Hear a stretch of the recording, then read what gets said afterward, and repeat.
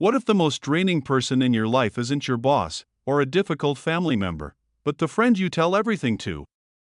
It's a chilling thought, but toxic friendships rarely announce themselves with shouting matches and dramatic betrayals. They creep in silently, disguised as care, humor, or even loyalty. You feel a little more tired after you see them, a little less confident, but you can't quite put your finger on why. We're about to pull back the curtain on the 10 subtle signs of a toxic friend that most people miss.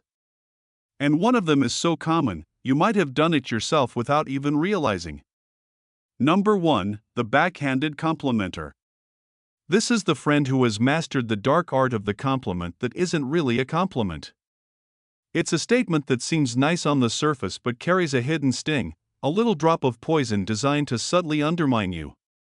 You get a promotion, and they say, "Wow, that's amazing. I'm so surprised they chose you over Sarah, but you'll be great." Or you buy a new outfit you absolutely love, and they comment, "I love that dress on you." It's so brave to wear something so bold. The psychology here is rooted in deep insecurity and a desperate need to manage their own jealousy. By attaching a small criticism or a note of surprise to their praise, they subconsciously elevate their own status. It's a tactic to keep you on their level, ensuring you don't feel too good about yourself. This creates a state of cognitive dissonance in your brain, the uncomfortable feeling of holding two conflicting thoughts at once. My friend praised me, and I feel bad. You walk away feeling confused and a little bit worse, but you can't logically explain why. That confusion is the goal. It's the hallmark of a perfectly delivered backhanded compliment that slowly erodes your self-worth over time. Number 2, the perpetual victim. Think about the last 5 conversations you had with this friend. Is there a pattern? The world is always against them. Their boss has a personal vendetta, their partner is hopelessly inconsiderate, the barista gave them a funny look, and their landlord is a supervillain. While everyone needs to vent, the perpetual victim lives in a state of constant, self-inflicted crisis, and nothing is ever their fault. They possess a complete allergy to personal accountability. Psychologically, this person operates from what's known as an external locus of control. They genuinely believe their life is controlled entirely by outside forces and other people's actions. This makes them incredibly draining because they aren't looking for solutions, they're looking for an endless supply of sympathy. You are cast in the role of the emotional rescuer. They turn you into their personal dumping ground for negativity. After every interaction, you feel emotionally exhausted, as if you've just run a marathon of someone else's misery, without any of the shared joy, support, or reciprocity that defines a healthy friendship. Number 3, the one-upper. You just finished your first 5K and you're buzzing with pride. You tell your friend, and their immediate response is, "Oh, that's cool. I actually ran a half marathon last year without much training." You mention you had a stressful week at work, and they launch into an epic saga about how their week was infinitely more chaotic and demanding. No matter what you share, good or bad, their experience was bigger, better, or worse. Your story is never the main event, it's just the opening act for their own. This isn't just a competitive spirit, it's a desperate, almost compulsive need to be the center of attention. This behavior often stems from a profound insecurity and a bottomless need for validation. By constantly one-upping you, they are trying to prove their own worth, both to you and to themselves. It turns every conversation into a competition you never signed up for. A true friend knows how to share the spotlight. They can celebrate your wins without needing to immediately talk about their own, and they can listen to your struggles without needing to prove that theirs are more significant. The one-upper makes you feel like your experiences are never quite enough.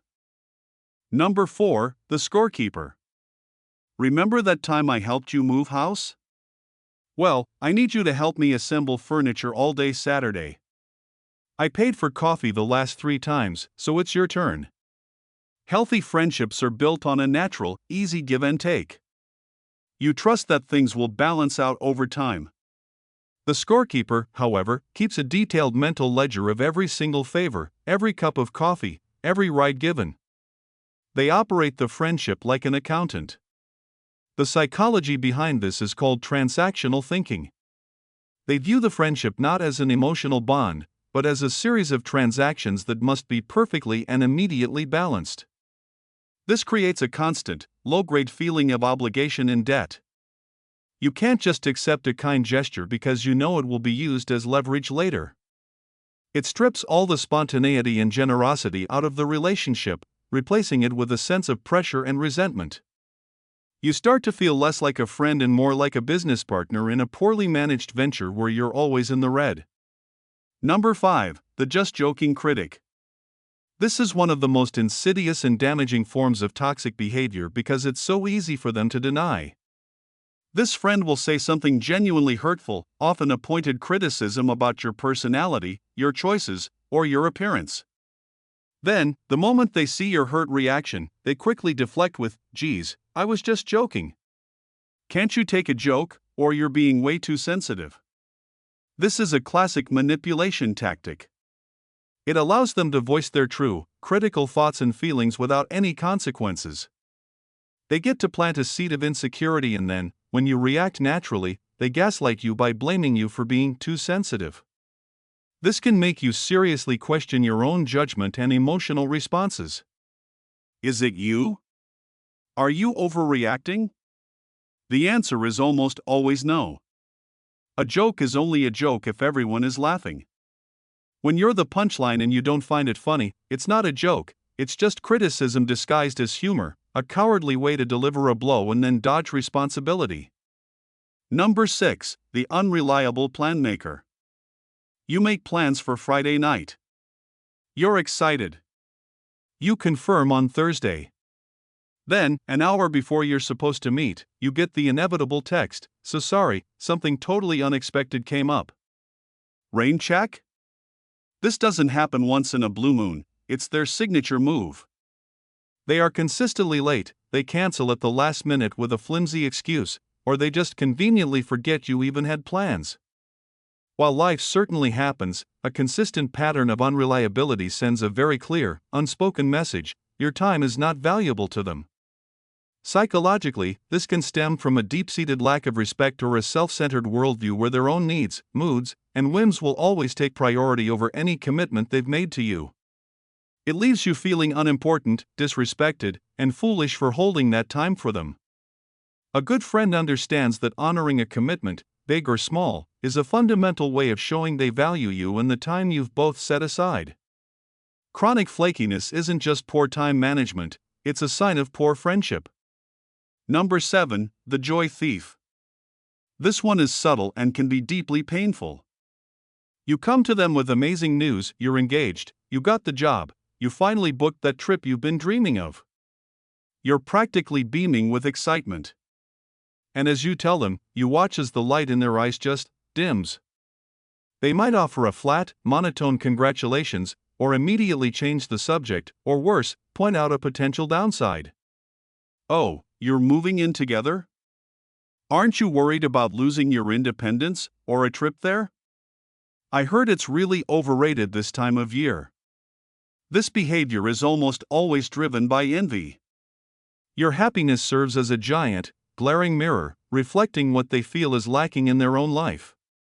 Instead of being able to share in your joy, they feel a subconscious need to diminish it, to bring it down a notch to make themselves feel better about their own situation.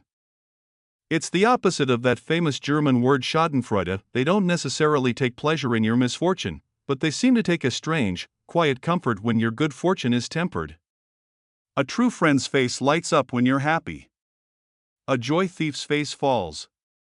Number 8. The passive-aggressive communicator. Instead of saying, "I'm upset that you didn't invite me to that dinner," they'll post a cryptic quote on social media about being left out. Instead of disagreeing with a plan, they'll just go silent in the group chat, forcing everyone to guess why. Passive aggression is hostility expressed indirectly. It's the weapon of choice for those who fear direct conflict. It manifests in sarcastic comments, the stubborn silent treatment, and subtle sabotage. This is a communication style born out of an inability to express negative feelings openly. They are so uncomfortable with direct confrontation that they let their anger and resentment leak out in these frustrating, indirect ways. It's incredibly toxic because it forces you to become a mind reader. You're left constantly guessing what's wrong, trying to decode their behavior, which creates an atmosphere of pervasive anxiety and mistrust.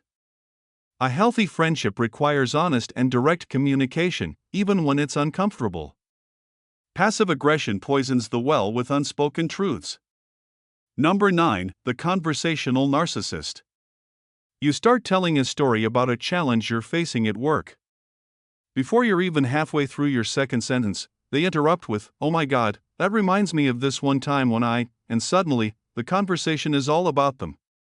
You try to bring it back to your point, but they expertly pivot it back to their own experiences, their own feelings, their own life.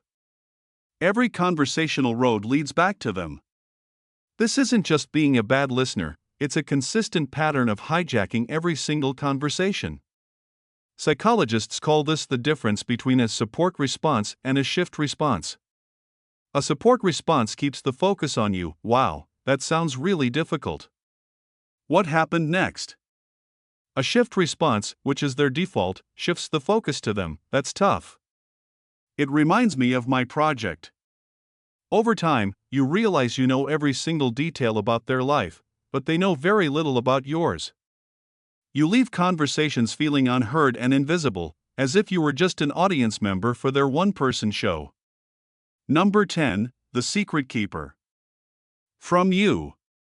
You're scrolling through social media, and there it is, a picture of your friend with a new partner, a sonogram, or a post announcing they've accepted a job in a new city. And you realize you had absolutely no idea. You thought you were one of their closest friends, but you're finding out crucial, life-altering information at the exact same time as their distant relatives and old high school acquaintances. When a friend consistently withholds important information from you while sharing it with others, it's a subtle but powerful sign that they don't see you as part of their inner circle. Psychologically, who we choose to share our big news with first is a strong indicator of who we trust and value the most. It's a marker of intimacy. Being left out of that loop suggests that the emotional closeness you thought you had might be one-sided. It's a quiet demotion in the hierarchy of their relationships, and it can be incredibly hurtful, making you question the entire foundation of your friendship. Recognizing these signs isn't about labeling people or ending friendships impulsively. It's about protecting your own peace and emotional well-being. A truly healthy friendship should leave you feeling energized, supported, and seen, not drained, insecure, and invisible. The first step is awareness. Once you see the pattern, you can't unsee it. And that gives you the power to decide what to do next, whether it's setting firm boundaries or quietly and gracefully creating distance. Before we finish, please remember this video is for educational and entertainment purposes only and is not a substitute for professional advice. Your emotional health is important. And true friendships should add to it, not take away from it. Now, we've talked a lot about the subtle red flags. So I want to flip the script. What is one green flag, one positive, undeniable sign that tells you a friendship is healthy and genuine? Let's fill the comments with some positivity and share what makes a friendship truly special. Your answer might just help someone else recognize the great friends they already have.